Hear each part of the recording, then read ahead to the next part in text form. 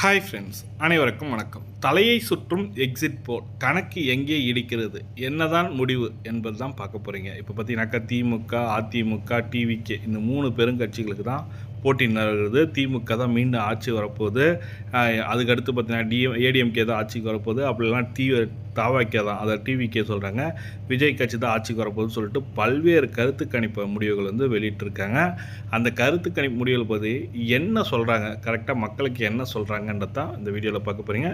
Video skip பண்ணாமல் பாருங்கள். Video பிடிச்சிருந்தால் லைக் பண்ணுங்கள். வாங்க வீடியோக்குள்ளே போகலாம்.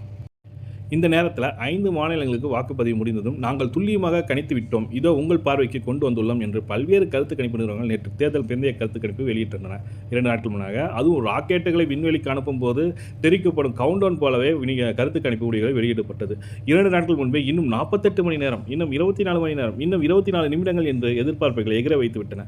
அரசியல் ஆளுநர்கள் மட்டுமின்றி ஓட்டு போடுவர்களில் பலர் நம் ஓட்டு போட்ட கட்சி வெற்றி பெறுமா என்று தெரிந்து கொள்ள தொலைக்காட்சி பெட்டிகள் முன்பு அமர்ந்து விட்டார்கள். எதிர்பார்ப்புடன் வெளிவந்த முடிவுகள் எந்த முடிவுக்கும் வராதபடி மண்டையை பிரித்துக்கொள்ளும் அளவுக்கு கருத்து கணிப்பு முடிவுகள் கொடுத்திருந்தாங்க. அதில் திமுக கூட்டணி தான் என்று NDTV, Matrize, Republic, P Marq, Chanakya, start ups, Mumbai start up bazaar ஆகிய முன்னணி நிறுவனங்கள் திமுக கூட்டணிக்கு 125க்கு மேல் தொகுதிகள் வெற்றி பெறும் சொல்லியிருக்காங்க. அதேபோல் அதிமுக கூட்டணி தான் CNN, டைம்ஸ் நவ், ஜேவிசி ஆகிய நிறுவனங்கள் 128க்கு மேல் தொகுதிகள் அதிமுக வெல்லும் என்றும், India today, axis my India 120 தொகுதிகள் தாவேக கைப்பற்ற வாய்ப்பு என்றும் கணித்துள்ளது. இப்படி 4 விதமான முடிவுகள் வர வாய்ப்பு இருப்பதாக குழப்பத்தோடு ஒரு முடிவை வெளிப்படுத்தி எல்லோரையும் குழப்ப வைத்து விட்டன.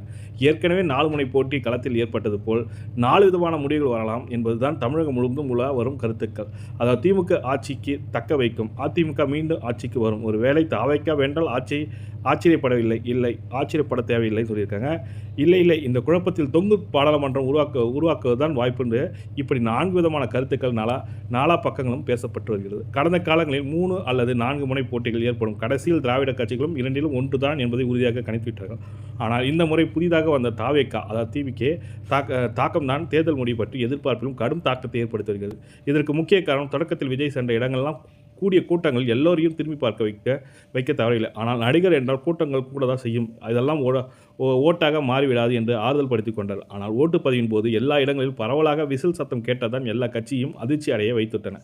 முடிவை கணிக்க முடியாமல் செய்துவிட்டன. குறிப்பிட்ட சதவீத வாக்குகளை விஜய் அள்ளுவார் என்பதை எல்லோரும் கூறுகிறார்கள். அந்த குறிப்பிட்ட சதவீத வாக்குகள் யாரை காலி செய்யும், யாருக்கு கை கொடுக்கும் என்பதுதான் யூகத்தின் வழிவகுக்கிறது. விஜய் பிரிக்கும் வாக்குகள் திமுகவின் அதிருப்தி வாக்குகள். அந்த வாக்குகள் அதிமுகவுக்கு செல்வது தடுக்கப்பட உள்ளது. இதனால் அதிமுக வெற்றியும் தடுக்கப்பட்டு விட்டுள்ளது. இது எங்களுக்கு சாதகமாக இருக்கும் என திமுகவின் கருத்து கணிப்பு.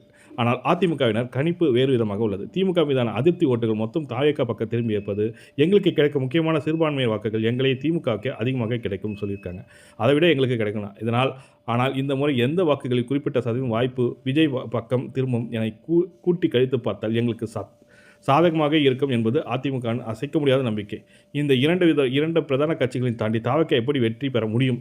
இதற்கு தாவேகா கூறும் பதில், மக்களிடம் மாற்றம் என்றும் எண்ணங்கள் இருக்கிறது. புதிய கட்சிக்கு வாய்ப்பு கொடுக்கலாமே என்று நினைக்கிறார்கள். வீட்டுக்கு ஒரு ஓட்டு என்பதில் மாற்றம் இல்லை.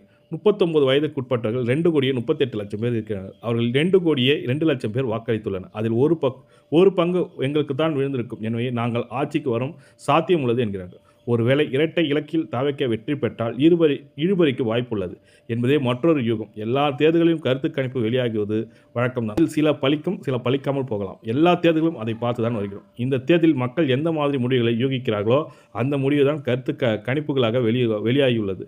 எதையும் உறுதிப்படுத்த முடியாமல் எல்லா தரப்பிலும் குழப்பமான நிலைகள். இதற்கு விடை தெரியும் இன்னும் 42 மணி நேரம் தான். அதுவரை பொறுத்திருந்து காப்போம்.